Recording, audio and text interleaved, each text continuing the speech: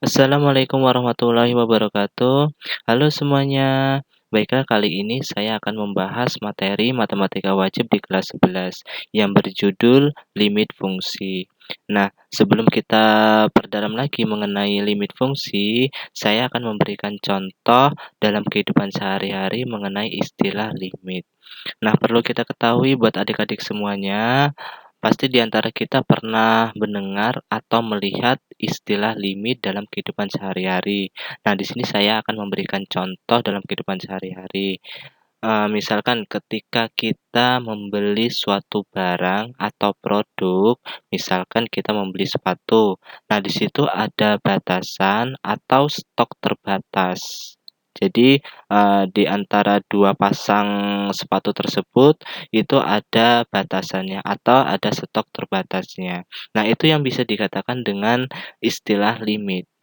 Kalau dalam matematika, apa sih definisi dari sebuah limit? Nah, apa definisi dari limit? Dalam matematika, limit bisa berarti pendekatan dan berhubungan dengan batas. Definisi dari limit menyatakan bahwa suatu fungsi f(x) akan mendekati suatu nilai tertentu jika x mendekati nilai tertentu. Nah, itu, definisi dari matematikanya. Eee, nah, sekarang kita pahami lagi. Di sini terdapat sebuah fungsi. Nah, apa sih fungsi itu? Nah, kita dulu pernah mempelajari pada waktu di SMP mengenai fungsi. Nah, fungsi itu ada fungsi kuadrat atau fungsi dasar. Nah, yang dilambangkan dengan fx. Fx itu yang merupakan sebuah fungsi ke x. Nah, lambang dari fx tersebut boleh nggak pakai lambang yang lain variabelnya? Boleh saja ya, gx boleh, hx dan seterusnya. Nah, itu ya, itu lambang dari sebuah fungsi. Nah, sekarang kita pahami, lambang dari sebuah limit. Nah, apa sih lambang dari sebuah limit itu? Nah, ini, ada tulisan limit x mendekati a x plus b. Nah, itu cara membacanya. Jadi sekali lagi buat adik-adik semua, limit x mendekati ax plus b. Nah, itu cara membacanya. Di dalam sebuah limit ya, terdapat sebuah, metode atau cara penyelesaian yang perlu kita pahami ya, itu masuknya ke dalam sebuah limit fungsi aljabar. Nah, metode apa saja yang kita pahami? Di sini terdapat 3 metode untuk mengerjakan limit fungsi aljabar, yakni metode substitusi, metode pemfaktoran, dan yang terakhir metode perkalian dengan akar sekawan. Kita akan membahas satu persatu metode tersebut. Nah, di sini yang pertama kita akan membahas mengenai, metode substitusi di dalam sebuah limit. Nah, apa sih metode substitusi itu? Metode substitusi merupakan yang paling mudah karena untuk menentukan hasil limit kita hanya perlu mensubstitusikan atau memasukkan secara langsung nilai ke dalam fungsi pada limit. Nah, artinya di dalam substitusi itu, kita memasukkan nilainya itu terdapat pada sebuah fungsi atau variabel yang masuk ke dalam sebuah fungsi tersebut ya. Misalkan contoh, di sini terdapat limit x mendekati A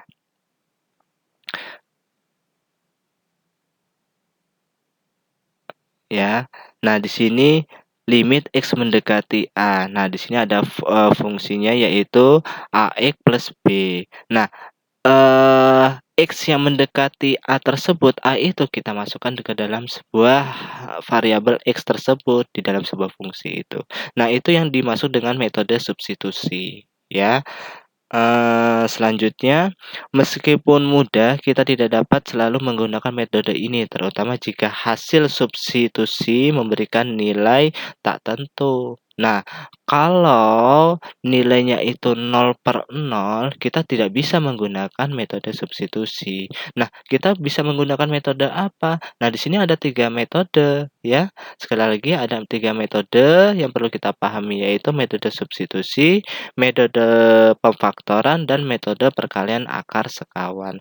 Nah, kalau di dalam substitusi itu nilainya 0/0, maka kita bisa menggunakan metode pemfaktoran dan metode perkalian dengan akar sekawan. Nah, ini ya.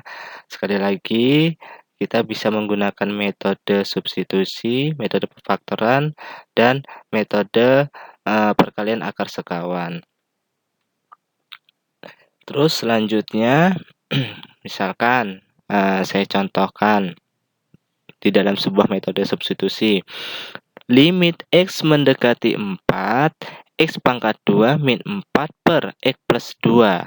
Nah, di dalam metode substitusi ini, yang X mendekati 4-nya, kita masukkan ke dalam sebuah variabel X. Nah, yang mana di situ 4 pangkat 2 min 4 per 4 plus 2, maka hasilnya adalah 2.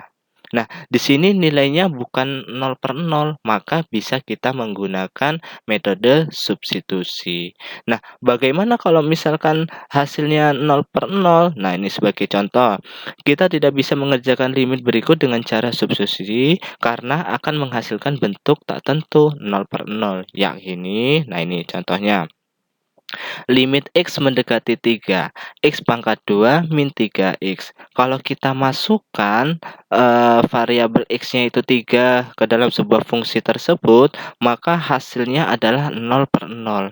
Nah, ini, artinya tidak bisa kita menggunakan metode substitusi, harus kita menggunakan metode pemfaktoran, ya.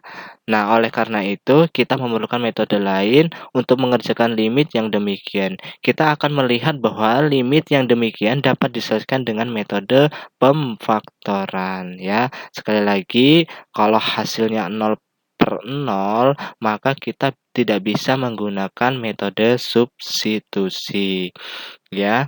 Nah, di sini terdapat syarat di dalam sebuah metode substitusi itu, yaitu Fx tidak boleh atau tidak sama dengan 0. Maka kalau hasilnya 0/0, berarti kita tidak bisa menggunakan metode substitusi, harus menggunakan metode yang lain. Ketiga metode tersebut ya, metode pemfaktoran atau metode perkalian dengan akar sekawan.